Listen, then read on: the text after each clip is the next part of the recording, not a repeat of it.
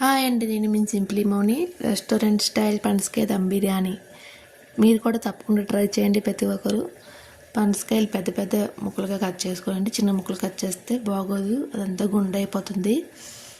Cut చేసుకొని పసుపు ఉప్పు వేసుకొని ఇలా బాయిల్ అవ్వాలండి. ఒక 15 minutes బాయిల్ అయితే చాలండి. ఇలా ముక్క నొక్కితే మెత్తగా అయిపోవాలండి. అలా ఉడికితే సరిపోతుంది, ఎక్కువ ఉడకవసరం లేదు. 15 minutes చాలు. ఉడికిపోయాక దాన్ని వాచుకోవాలండి. వాటర్ అంతా తీసేయాలి ఆ పనసకాయల నుంచి. పెద్ద పెద్ద పీసెస్ మాత్రమే వేసుకోవాలండి. గుండె మాత్రం బిర్యానీకి వేసుకుంటే అస్సలు బాగోదు.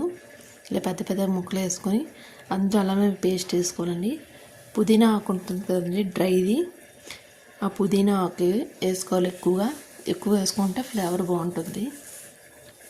తర్వాత పసుపు వేసుకోవాలండి.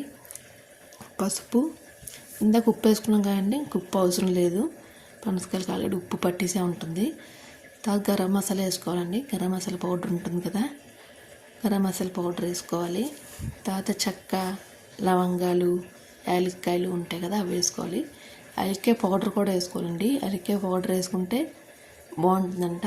మీరు కూడా ఈసారి బిర్యానీ చేసినప్పుడు తప్పకుండా యాలక్కాయల పౌడర్ కూడా మీరు వేయండి. అవి కూడా వేసుకున్నాక గీ వేసుకోవాలండి. గీ ఎక్కువ వేసుకుంటే బాగుంటుంది.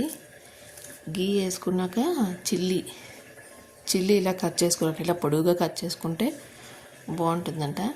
అలా పొడుగుగా కట్ చేసుకోవాలి. తర్వాత లెమన్ కూడా మేము 2 kgs చేసామండి బిర్యానీ, అందుకు 2 lemons సరిపోయింది. ఆయిల్ వేసుకోవాలండి. ఆయిల్ వేసుకొని చిల్లీ పౌడర్ కూడా వేసుకోవాలి. చిల్లీ పౌడర్ కూడా వేసుకొని పెరుగు వేసుకోవాలండి. పెరుగు ఎక్కువ వేసుకుంటే బాగుంటుందంట, కమ్మగా ఉంటుందంట బిర్యానీ. అందుకు పెరుగు ఎక్కువ వేసుకొని బాగా కలుపుకోవాలండి. ఆ మసాలా అంతా బాగా ముక్కలకు బాగా పట్టేలాగా బాగా కలుపుకోవాలి. మీరు ఎంత బాగా కలిపితే అంటే మళ్ళీ గట్టి నొక్కికండి, ఆల్రెడీ బాయిల్ అయిపోయి ఉన్నాయి కాబట్టి కొంచెం ఇలా నార్మల్గా కలుపుతూ ఉండాలి. ఎక్కువ కలపకూడదు, పిసికి కలపకూడదు అన్నమాట. మసాలా అంతా వాటికి పట్టేలాగా కలిపితే సరిపోతుంది. ఇలా ఉండాలి, ఇలా క్రీమీగా ముక్కలన్నిటికి. చికెన్ దమ్ బిర్యానీ ఎలా చేస్తాం సేమ్ పనసకాయ దమ్ బిర్యానీ కూడా అంతే. కాకపోతే చికెను, ఇది పనసకాయ. పెరుగు సరిపోవడం చేసి మామూలు పెరుగు తెచ్చి ఇంకా ఎక్కువ వేశారు.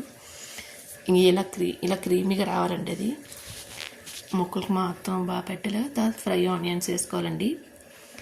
ఫ్రై ఆనియన్స్ ఎక్కువ వేసుకుంటే బాగుంటుంది బిర్యానీకి.